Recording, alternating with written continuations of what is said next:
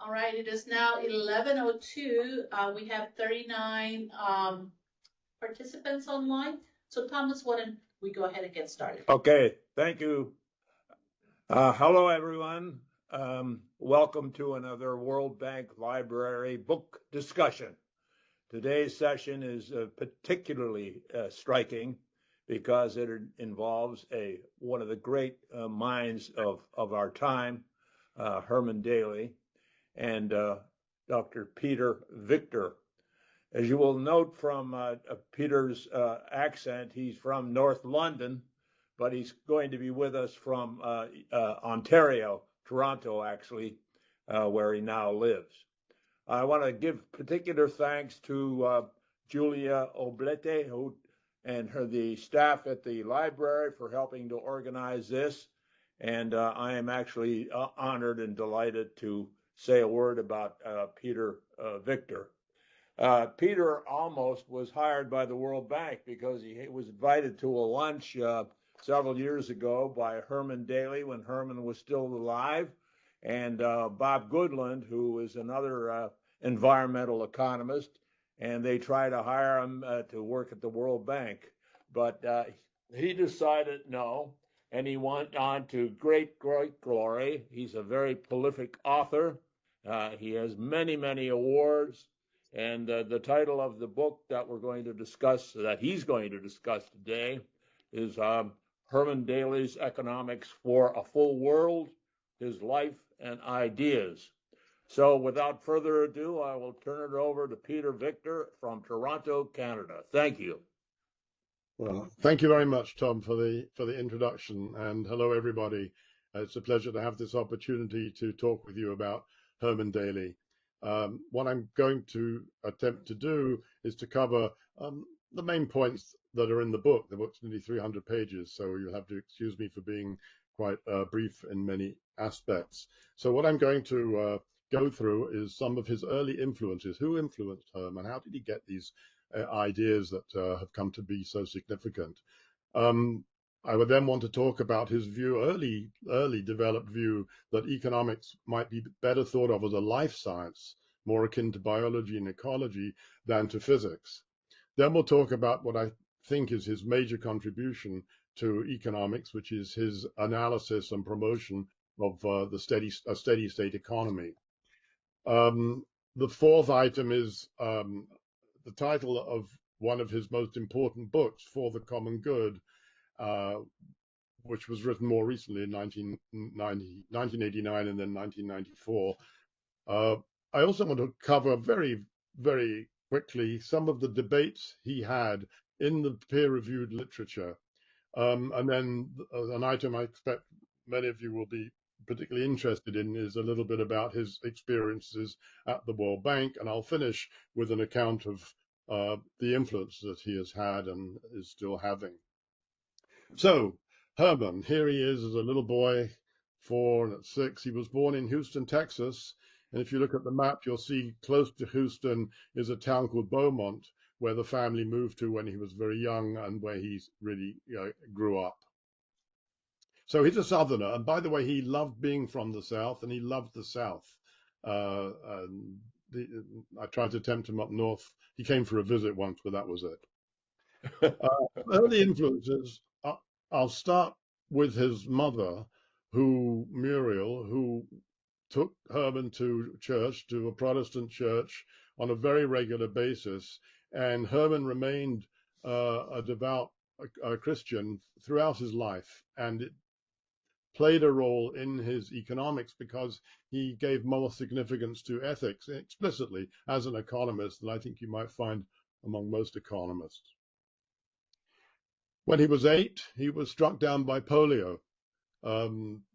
This was a terrible disease which was largely eradicated through vaccination. But here in this image, you see polio victims. Many of them were children. This is one of the tragedies of polio. It hit the young. And they're in what was called iron lungs that kept them alive by helping them breathe. Although Herman spent many weeks in hospital, he didn't have to go into an iron lung, but he remembers hearing the sounds they made down the corridor. As a teenager, he worked in his father's hardware store, his father Ted, and that was where Herman learnt a lot of practical things. First of all, his father admitted anybody and everybody into the store, and so there was no distinction made according to color, for example. But Herman also learnt the practical side of life, that you needed nuts and bolts to actually make things. When Herman was 15 and working, well, during the time he was working in the store and at high school, he persuaded his father to let him have his left arm amputated because he couldn't bear this withered arm, just was just an encumbrance, which was, again, one of the lessons he learned was that not everything is possible in this world, that there are limits and that we need to respect them and do the best within them. And then I have to mention that he was growing up in Texas when it was segregated, and he never accepted that. It ran contrary to the church teachings that he was learning all the time. And then here he is as an 18-year-old. He went down to Mexico. The trip had a huge influence on him. He saw another country for the first time, a poorer country, and he regretted for the rest of his life catching this beautiful sailfish. So Herman discovers economics. He went to Rice University even before it was called Rice University. I think it was a polytechnic, where he first encountered economics. He thought that it had its feet grounded in the humanities and the sciences. And since he loved both, he thought economics was the subject he wanted to pursue.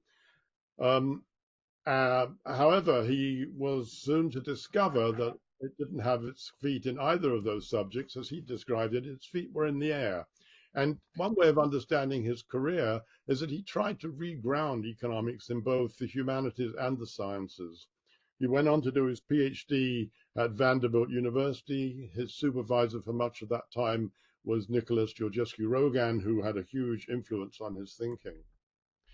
His first academic position was in the Department of Economics at Louisiana State University. There he is in 1964, where he eventually got his PhD. It took a while, but during that time he did publish 5 papers, so he was very well qualified by the time he became an assistant professor. Now, I mentioned in the introduction, economics as a life science. This is the title of a paper he published in 1968, which I highly recommend if you haven't read it. And this diagram comes directly from the paper. It's his representation of biological systems which take in matter and energy, use that in all respects to support life, but the output is degraded matter and degraded energy.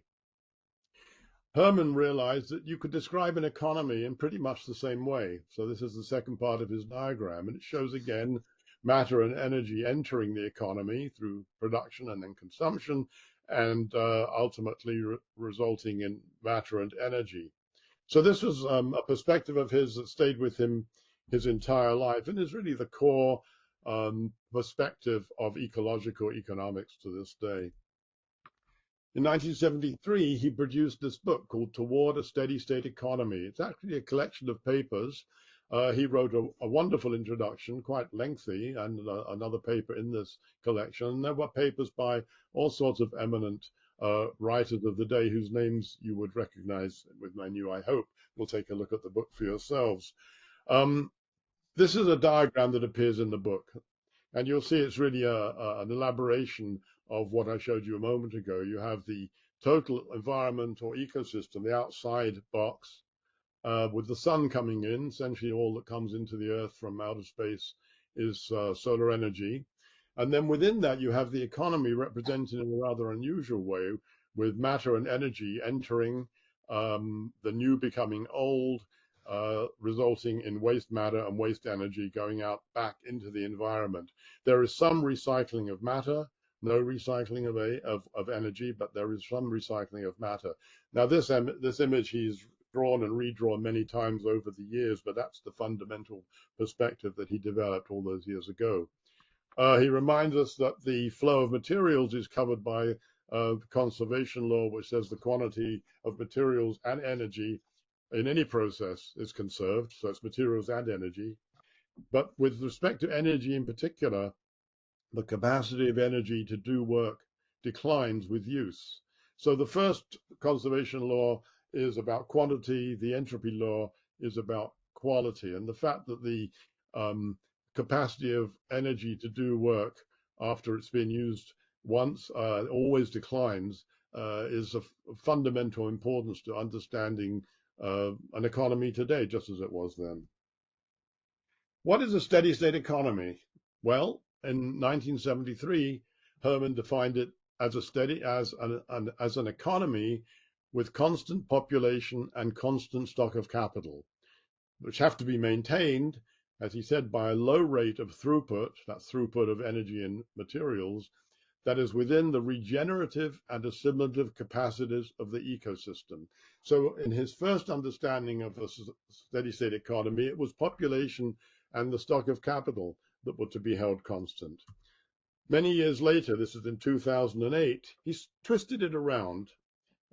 He said that a steady state economy can be defined as a constant flow of throughput at a sustainable low level, with population and capital stock free to adjust to whatever size can be maintained by the constant throughput that begins with depletion and ends with pollution. So in the first one, it's the throughput that's held constant, it's the stocks that are held constant with throughput varying. And in the second definition, it's the throughput that's held constant with the stocks of capital and population allowed to vary. The next critical, I think, contribution he made later on in 1992, though he'd been thinking about it a bit before then, was that we need policies not just for allocation efficiency, which is emphasized so much in mainstream economics, of the functioning of the market, but he said we need policies for the scale of the economy, scale being measured in physical terms, so that the physical size of the economy should be decided upon in relation to the capacity of the ecosystem that contains it to sustain it. He said we also need policies for distribution, which is the apportionment of income and wealth among different people, and then, because he saw a logical connection here, a logical hierarchy, and then economics and economic policy can devote its attention to allocation and whether markets or other institutions are appropriate depending upon what the goods and services are that need to be allocated. Finally, from this seminal book in 1993, we have his ends mean spectrum. In this diagram shows political economy, which is the old name for economics, focusing mostly on what he called intermediate means and how they can be used to produce intermediate ends. But he said that the intermediate means come from the ultimate means, which is the low entropy matter energy that governs all economic activity that can unfortunately get ignored too much. That's really the domain of the physical sciences. And at the upper end, he said these intermediate ends are very important, but we need to look beyond that and think about the ultimate end. What is the purpose of life? What is the purpose of our own lives? What is the purpose of our lives collectively? And this is where ethics comes in. And so this was his map of knowledge, which proves, I think, very useful, particularly to students trying to understand where economics fits within the larger framework of human knowledge and understanding. Then in 1989, followed by a second edition in 1994, we see For the Common Good, a book that he co-authored with theologian John Cobb Jr. You'll notice the subtitle there, Redirecting the Economy Toward Community, the Environment, and a Sustainable Future. A very broad book in its scope, highly recommended. I'm just going to pick out one item of particular interest, I think, to the World Bank, and I think you've done some work in this area yourselves, but this was the forerunner. This was his Index of Sustainable Economic Welfare. He's been a long-term critic of GDP as a measure of well-being or welfare, and the attempt here was to come up with something also measured in monetary units, but much more closely related to welfare, and therefore more useful for judging how well an economy is doing. And in its simplest terms, it starts from the normal measures of personal consumption in dollar terms, adds public non-defensive expenditures. They don't include things like expenditures on the police, which are there, which can increase when crime goes up. So they have this whole category, because he worked with colleagues on these defensive expenditures, and he subtracts from GDP the private defensive expenditures, extra locks that you might put on your door because you're unsafe.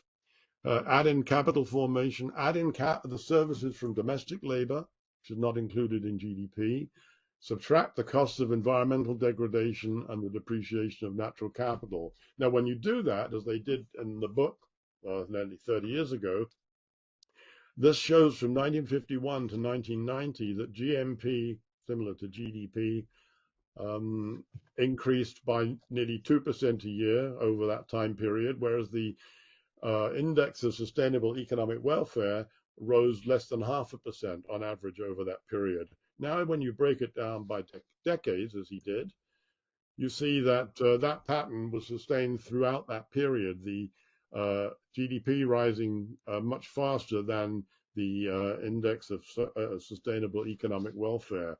But in 80 to 90, this was when they diverged very much, because the index showed a decline in well-being in the United States. And Herman, who had a very good way of coming up with neat terms, described this as uneconomic growth, where the economic growth is such that the costs of the growth are outweighing the benefits. And in the US, where this data was applied, the situation was getting worse. Just briefly, Herman loved to debate. He always wanted people to challenge and question his ideas. If there were problems or he was incorrect, please, he would say, correct him. So here is a list of the debates that you can find in the literature. With his mentor and professor on the steady state economy, whether it could last forever or not. I think that was a false debate. Daly never said it would last forever, and Georgescu-Roegen misunderstood him. Daly debated the relevance of thermodynamics to economics, the conservation laws, the entropy law, and so on. I think he won that one. There was a sort of a debate with Bhagwati on free trade in the Scientific American, but they were like ships passing in the night. Daly talked about how free trade was based on the idea of comparative advantage, and comparative advantage was based upon there being free fixed capital immobility. It didn't flow between trading nations. But Bhagwati took up other points. It was a very fruitless debate, I think. There was this debate about whether you do need, in fact, a policy objective for every instrument. I think Daly was on good grounds there, based his ideas on Tinbergen's view of that, who'd won the Nobel Prize for it. He debated with his friend and colleague Sagoff, who was a philosopher, on ethics, knowledge, and whether knowledge could replace resources and capital. They were good friends, but they never came to an agreement on those issues. He also debated with famous economists Solow and Stiglitz separately on economic growth. They were invited to write commentaries on his views. They wrote about 1.5 pages each. It was a perfunctory treatment, and they never really took on seriously the view of production that he'd acquired from Georgescu-Roegen. Again, basing the theory of production in ways that are consistent with the laws of physics. And finally, he had a much more fruitful debate with Kenneth Arrow. The pluses there indicate that they were parts of groups who were debating these things, but they were the leaders of the groups. And there, the answer to the question of are we consuming too much was very interesting because of the differences. Arrow focused more on whether there was too much consumption and too little investment in the economy, and Daly focused much more on the size of the economy was too large in relation to the containing biosphere. Well, in 1988, Herman Daly joined the World Bank. When he did, the science writer Constant Holdren had the following to say: The most unorthodox addition to the World Bank's environmental manpower is economist Herman Daly. Although hell will probably have to freeze over, or the bank adopted the heretical biologically based theory of economics promoted by Daly, many of the practical implications of his ideas are in tune with some of the new directions. Well, I thought that was a very good comment, I think Daly, as far as I have learned from the research that I did, had quite an impact on the World Bank while he was there. But he only lasted 6 years. Oops. No, I've got an episode to tell you about. He was asked in 1992, this is a photograph of Herman, much later than that, of course, to comment on the report that the World Bank was writing on development and the environment. And I'm going to let you hear for yourself what he had to say. Okay, so here comes the first draft of the report, lands on my desk. So I eagerly read it.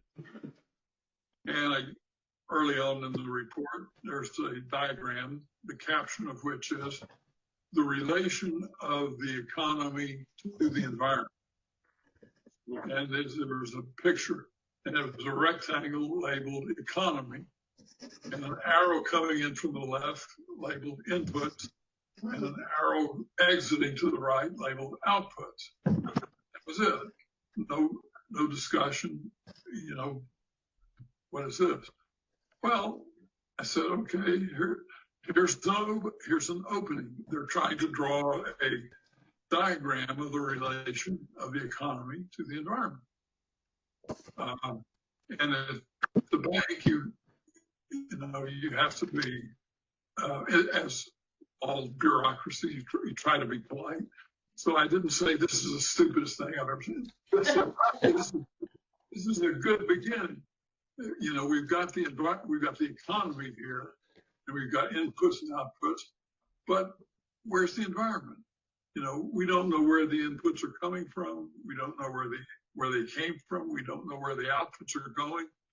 We don't know anything about the relationship between the inputs and the outputs.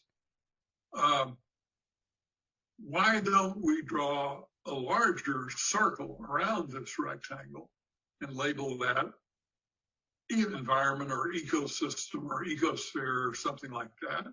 Then we would be showing that the economy is a subsystem of the larger biophysical ecosystem. Then it would be clear that the inputs were being extracted from the environment. It would be clear that the outputs, waste, are being expelled back to the environment. We could then talk about the relationship between the inputs and the outputs. They're connected. The concept of a throughput, of an entropic metabolic flow of resources from depletion through production to consumption and to waste. And then we could talk about recycling.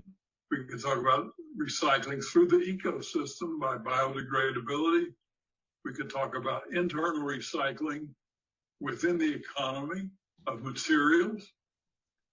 We could then talk about the impossibility of recycling energy. So how do we economize energy to affect the recycling? We could talk about all of these things.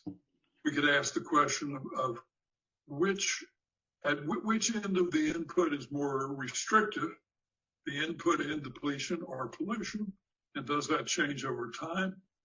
How so?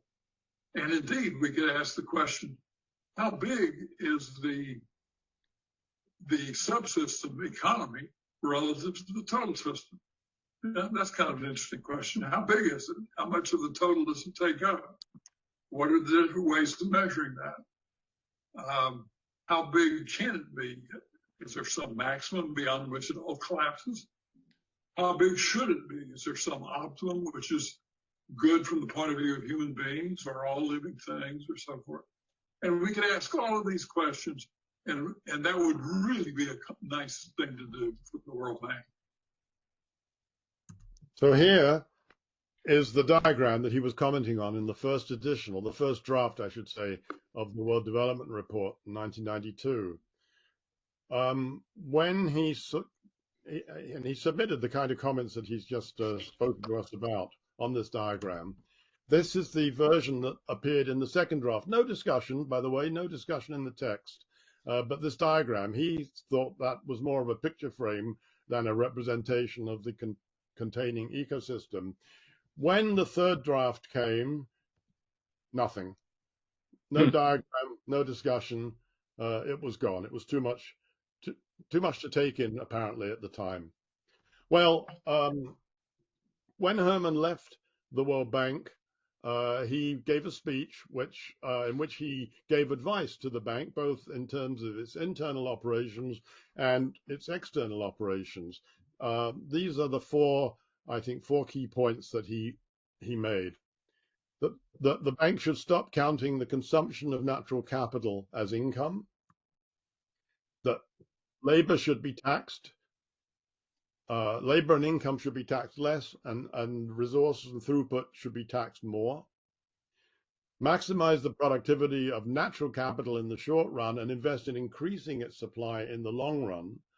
And the fourth one, which he considered to be the least likely of his recommendations to be accepted, but all of a sudden has a certain currency these days, move away from the ideology of global economic integration by free trade, free capital mobility, and export-led growth, and toward a more nationalist orientation that seeks to develop domestic production for internal markets as the first option, having recourse to international trade only when clearly much more efficient.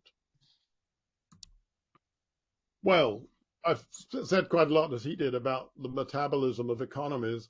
Just to give you an indication of the influence he has had, here is the sort of diagram that was produced by European academics showing the material throughput of the global economy in 1900. And this is a Sankey diagram, which means that the width of the lines in the diagram represent the magnitude that's being represented by the line. So you can see that materials have been classified into three: fossil materials, biomass, metals, and minerals, and that in 1900, an estimated 7.3, I believe, million tons were extracted and from the containing biosphere, and the diagram shows the flow through of these materials, and you see on the right hand side emissions and solid and liquid waste outputs and water vapor.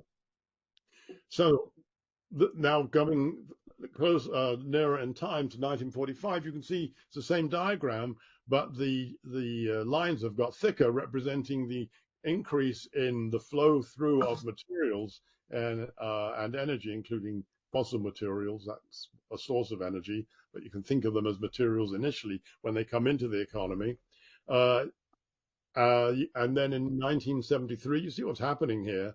The global economy is increasing its requirements of materials and energy from the biosphere and increasing the emissions and production of waste on the far right-hand side. Here's 2002, here's 2015, and that's the latest I've been able to get hold of. But I'm pretty sure this increase has gone on since then. Another version of his diagram, which comes from his textbook with Josh Farley, is this notion that we've gone from an empty world where the economy, they're located inside the globe, was small in relation to it, where the width of these two lines linking the circle to welfare shows that when in his terms we had an empty world, most of human well-being came directly from the ecosystem and less in proportion from the economy. This has turned around now. You can see that most of the welfare is coming from the economy and much less from the ecosystem, which has been depleted by the expanding economy. Another point relating to that, which I just want to make, and then I'll move on.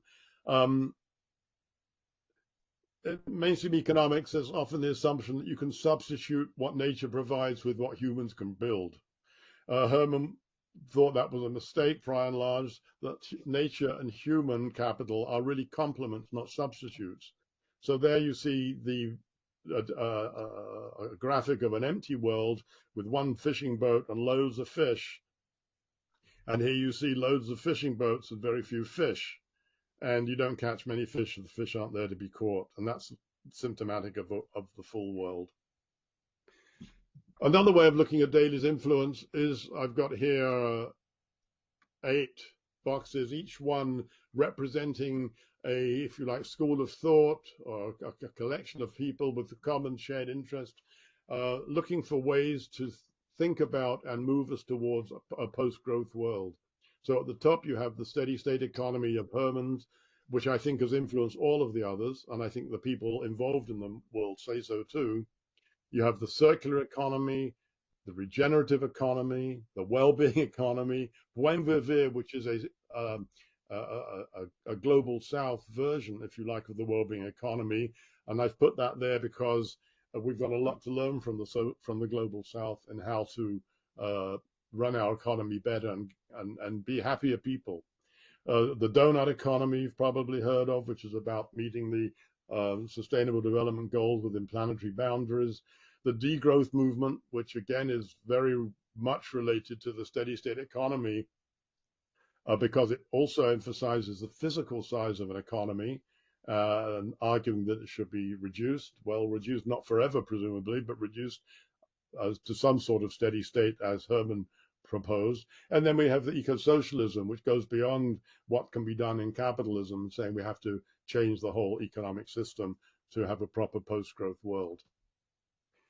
In 2014, Herman received the Blue Planet Prize, and I'm going to read the citation. It says, Professor Herman Daly redefines steady-state economics through the concept of sustainability by incorporating such factors as the environment, local communities, quality of life, and ethics into economic theory, which led to building a foundation of ecological economics. He has been questioning whether economic growth brings happiness to humans and has been issuing warnings to society, which tends to overemphasize economic growth. As a consequence, he has had a significant intellectual influence.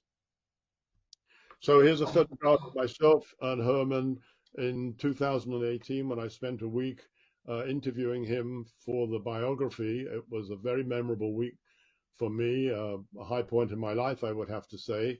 And I don't know what he was thinking about me when this photo was taken, but I was thinking that he's a gentleman, well-liked and widely admired. He's an original thinker, an excellent writer, and he'll debate with anyone, and his ideas are more relevant today than ever. And with that, I thank you for your attention and look forward to hearing questions. Thank you very much. Okay, do you want me to say anything? Thank you very much. That was excellent. One question I had is whether Herman was ever interested in what Thorsten Veblen did with the theory of the leisure class. Do you know in your research whether that book had any impact on him? It's not one that I think he went out of his way to emphasize, but I've no doubt that he read it. He was a voracious reader and avid reader, I think I should say. But anyway, Thorsten Veblen's ideas that you have the idea of conspicuous consumption, which is a term that he introduced, that, yes. that people buy simply to appear better than somebody else, is perfectly consistent with Herman's views that people generally satisfy their most urgent needs first, and subsequently the less and less important ones. And at that point where they're buying in order to just impress other people, he would give very little weight to that and saying, what kind of damage is that kind of consumption doing to the biosphere? And yes. We should back off from that. Yeah. Okay, we're going to open it up now to questions and comments. Please keep them as briefly as you can, because there are many people online. I would simply ask you, as you ask your questions, to just tell us where you're calling in from. Julia, are we ready to go here? Yes. How many people online? It's been varying, but right now there are 42. 42? Okay. Well, let's go then. Nicholas Menzies, could you please unmute yourself and ask your question? Nicholas Menzies. Thanks a lot. I'm Nick Menzies. I'm in the Environment Department at the bank. Thanks a lot, Peter, for your presentation. I was interested to see that diagram you had where you'd shown the way that Herman had influenced all these other thinkings or these other areas of thought. But working in the bank, I tend to feel like his ideas haven't permeated very deeply, if at all. And this may be an unfair question to you, someone outside of the World Bank, but I'm just wondering, do you have a view on perhaps why his views weren't so influential inside the institution? Fading out. And I suppose whether Herman himself ever expressed, maybe he had a different view, maybe he thought he was influential, and maybe he had a view on why he wasn't. And I ask that because there's a group of us in the bank who are seeking to take on his legacy, and it's important, I think, to try and understand perhaps why the institution today has been a little bit resistant. Thanks. Thanks for the question, Nick. Well, we did talk about that somewhat. I've got to say that Herman, although he didn't think he had been particularly influential while he was there, I mean, he was involved in project assessment, so and that was an important role too. But in terms of changing the sort of the main lines of thinking of the bank and the main policy, he didn't think he'd accomplished a great deal. However, he never had a bad word to say about the bank, other than to say that he felt that it wasn't behaving in a way that was true to its origins, which was to help internationalism flourish on the planet, to improve the relationships among nations. He felt that the World Bank had adopted a globalist perspective and was quite happy to see all sorts of barriers to trade broken down, based fallaciously, he would argue, on the theory of comparative advantage. But he did, however, having said that, he did think the bank was slowly moving in directions that he supported. I do believe you've done work on greening GDP, which is very similar to the index of sustainable economic well-being. I think there have been efforts in the World Bank to estimate the value of natural capital. By the way, Herman was more inclined than I am personally to use the term natural capital to describe nature, but he was quite clear that he didn't think the monetization of natural capital was the way to go. But nonetheless, he felt it was a step in the right direction to be paying some attention to that. I think you have an uphill battle, frankly, in terms of getting these ideas adopted. It's something that requires a longer discussion than we can have now. But I think it goes back to the way most economists are still trained, particularly in this part of the world, North America, to think about what an economy is, what it's for, or maybe not to think about those things. But when Herman and I were reminiscing, because he was only a few years older than me, that both he and I took courses on history of economic thought, on economic history, on comparative economic systems. These are all considered normal parts of the training of an economist, but they seem to have been pushed out with an overemphasis on technique, on econometrics and mathematics. But so if students are not being trained in a way that opens their eyes and their minds to Herman's ideas, it's very difficult when they then get hired for the things they've learned to have a change in heart, change in mind, working in such an organization as you do. Okay, Nick, go ahead. So we have a question from the chat from Rob Smith that says, "Hi, Peter. Given the UN Secretary General's call for countries to move beyond GDP as the central measure of progress, what are your thoughts about the World Bank's work on extended wealth accounting, which incorporates much of Herman's thinking about the importance of natural capital, but extends it to all forms of capital?" Thank you. Yes. Well, for those of you who don't know Rob used to be the director of environmental statistics for Statistics Canada, and we know each other very well. Well, I've already mentioned that Herman thought that paying attention to natural capital in any way was better than ignoring it, but he didn't really favor just doing that by valuing it in monetary terms, adding up a total with human-made capital in monetary terms, and then making some conclusion about whether, well, if total capital has risen, we're okay.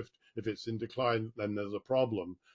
Because natural capital he saw as a complement to human capital, not as a substitute. And if once you've added them together, they're automatically assumed to be substitutes unless you've done something rather unusual.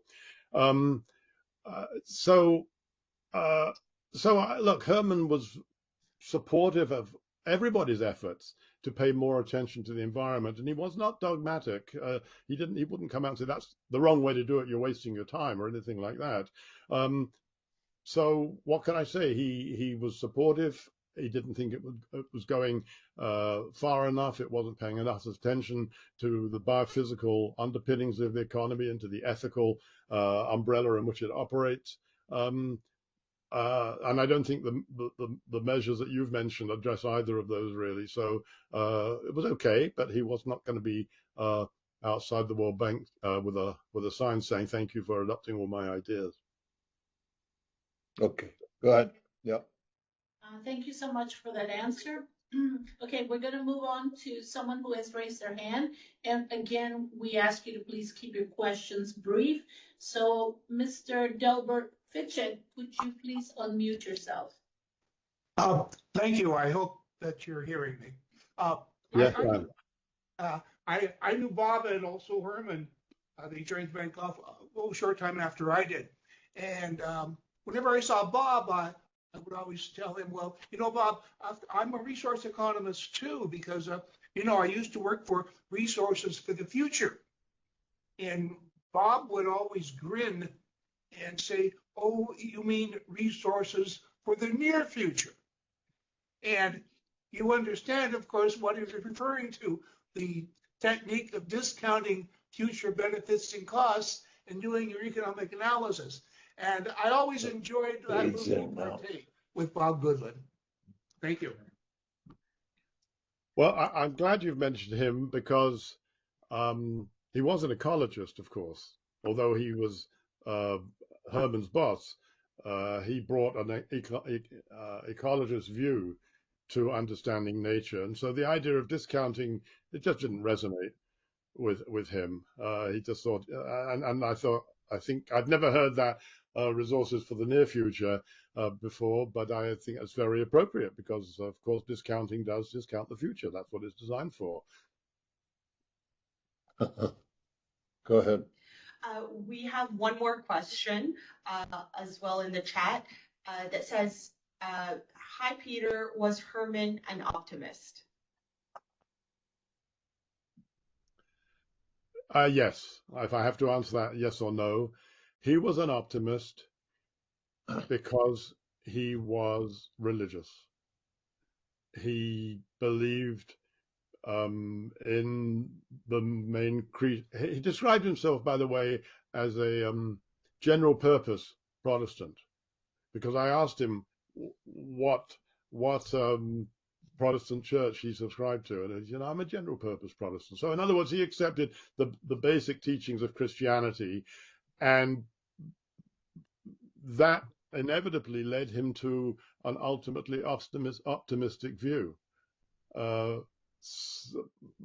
But when it got to discussions about specific issues and specific developments going on in the world, he was, he wasn't brimming with optimism. He was not a technological optimist, for example. He thought that was a very poor way to think of things, that technology will always find a way through and solve whatever problems we have, and whether he just thought the evidence for that was very hard to find.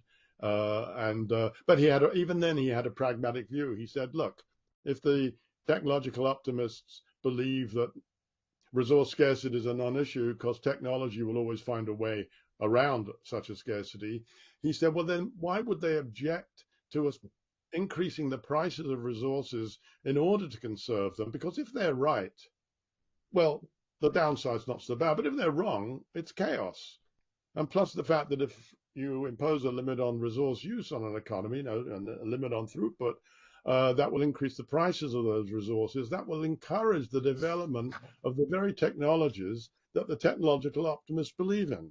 So you see, Herman would not just dismiss technological optimism as a poor framework within which to understand our predicament, but he would have a creative idea about how to think, how to induce the technological changes that these people expect. Well, he says we can't just expect them to happen on their own.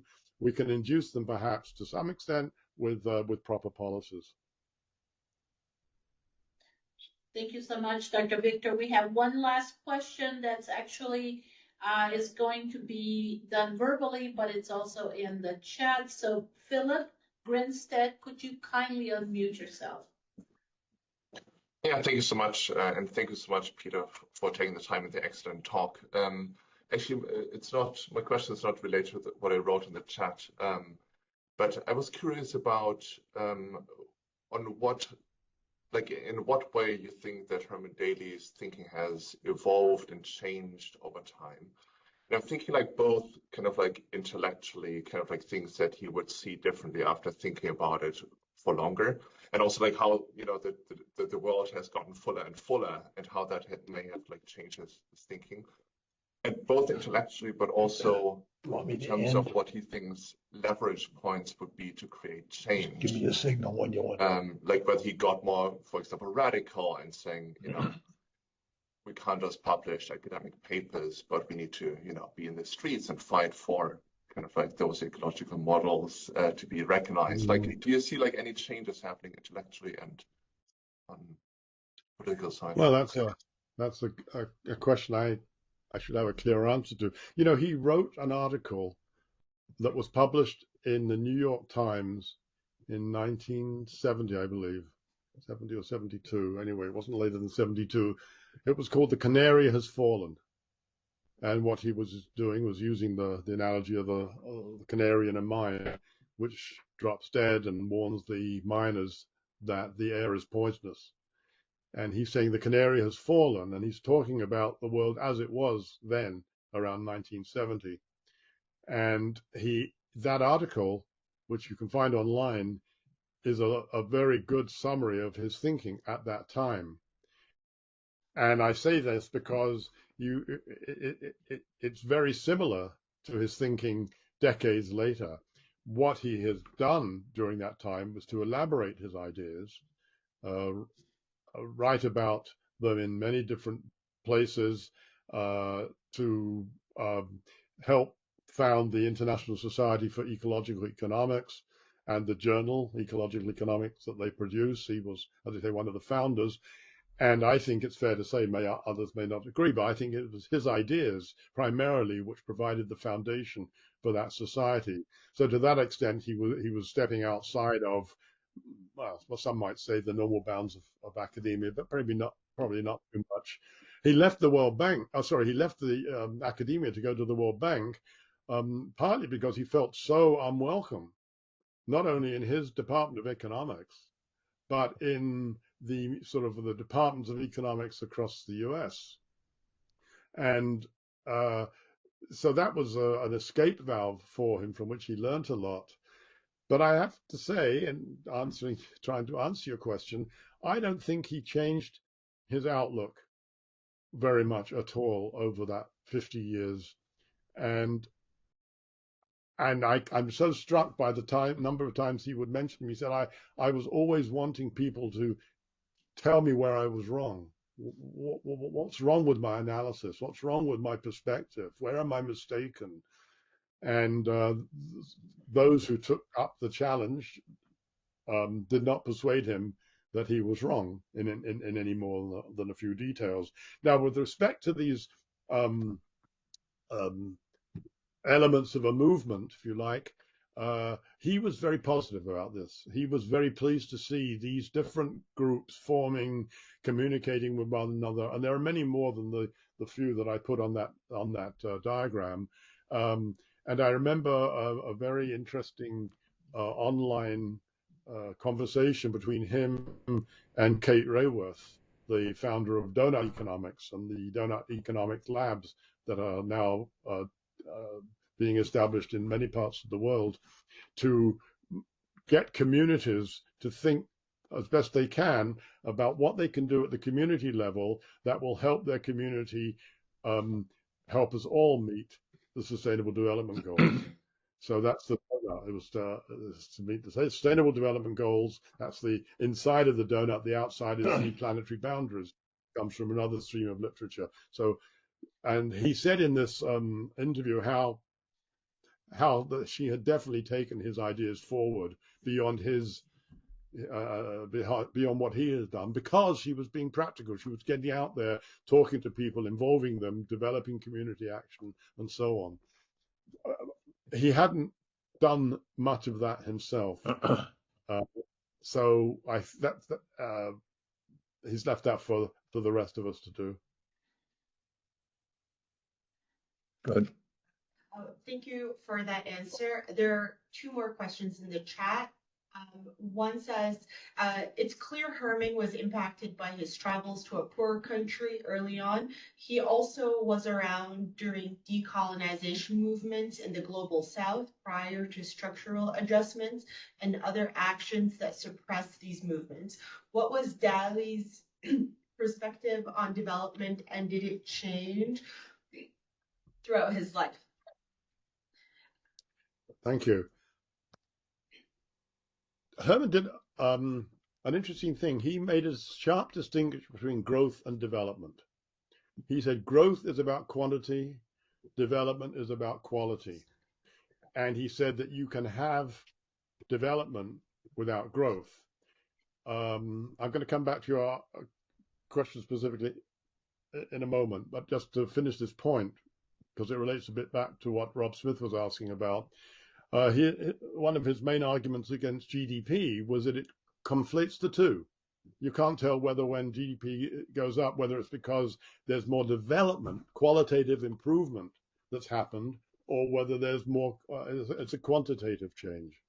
So I think that's important, because I do think it's a very useful distinction to make. It may not be unproblematic, but it is a useful distinction. So when you ask what were his views on development, if you're asking that in the more traditional way, should poorer countries have economic growth, Herman would say yes, that's clearly the priority for them. But the rich countries are much less so. And if it's true, we've entered an era.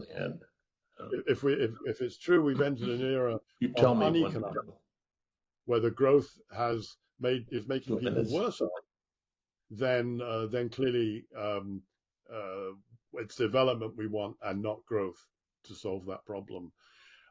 He was very sympathetic to the global south. He married a Brazilian woman. He was married had a Brazilian wife. He spoke Portuguese. He taught in Brazil. So his view of the global south was primarily derived from his lived experience in Brazil. And he wrote some interesting papers early on about population growth and what should be done to curtail that in a humane way and so on. So he did engage in discussion, and he wrote about development, as you've raised in your question, but he would never claim expertise in the area. Julie, that I want to say something, and then I'll say that. Ready? Peter, I'd like to just make an observation here before the last two questions. Herman actually was at the bank at a very, very interesting time, a transitional period. The president of the bank at the time was Barbara Conable, if I have my dates correctly. And Barbara was a former United States congressman who was very interested in the environment and forests. And his wife was very, very significant, influential on his thinking about forests and how the bank could help save forests. And it also happened that during this period, this was a time of great protest against the bank by non-governmental organizations all over the world because of its involvement in India's infamous Narmada Dam project. I was personally involved in that, and it got so bad that Conable actually called the Prime Minister of India and asked him, please disinvite us from this bloody project. It's going to destroy Ida. And he did, and we got out. And Herman was there in the middle of this, and that period led to a major change in the way the bank did business, particularly involving a greater concern for the environmental impact of growth on these societies. I think we have two more questions, and then we'll bring it to a close. That's correct, Thomas. Thank you very much. Dr. Victor, we have two more questions, but we also have a very small comment to you from Benjamin Lujano. He says, best wishes from Mexico. So there's a greeting for you. Another question from Suzanne Carter. She says, do you see progress in Dr. Daly's ideas making it into conventional economics classrooms?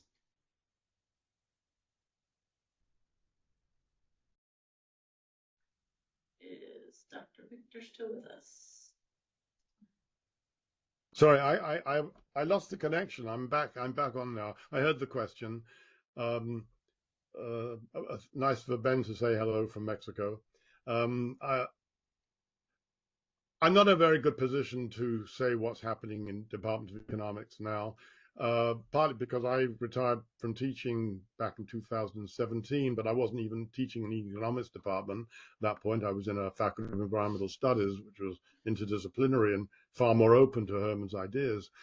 So I would get most of my information about what students are being taught from students who would come to that faculty because they wanted a broader appreciation of economics.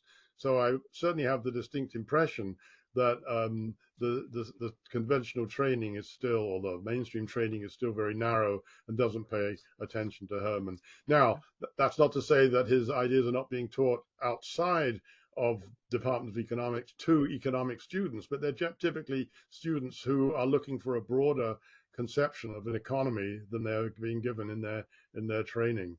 So it's a very slow process, way too slow, given the situation we're in. And I'm sorry I don't have better news for you than that. And the last question is, steady state was a reasonable response back in the 1970s. But since then, human metabolism has increased so much that we need to find ways to run economies to serve people while also reducing our resource dependence. My apologies. An even tougher challenge. How did Herman Daly see this additional challenge? Well, I think that he would say that it was easier to think of achieving a steady state given the physical size of the economy, especially if you're talking about the US or Canada, that there was still time to reach a steady state that would be fairly close to what the biosphere could support. But now the size of these economies in physical terms is a couple of times more than it was then, roughly speaking. So the task is much harder. But to take your point, if it's true we have to reduce our requirements of materials and energy, then Herman would say, yes, that's true. Reduce them down to a steady state that can be sustained. It's just that the steady state now is harder to achieve than it was. But the objective hasn't changed. And he would also say that we'll reach a steady state anyway. It's just a question of how.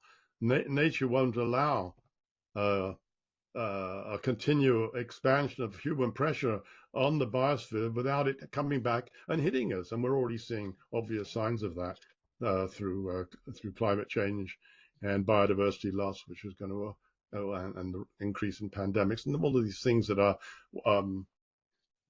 well described in the literature and national, international statistics and on the web. And Herman was not happy about that direction, I think, any more than any of us on this call would be.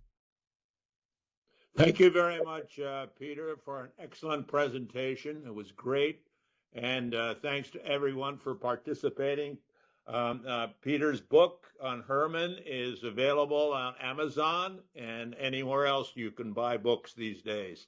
Thank you so much, and we hope to see you soon in the near future. Thank you. Thank you so much, Dr. Victor. We appreciate it. On behalf of the WBG Library, we thank you, and we also thank Thomas for moderating for us, and all of you who attended. Please come again. Thank you very much. Thank you. Goodbye, everyone. Bye-bye.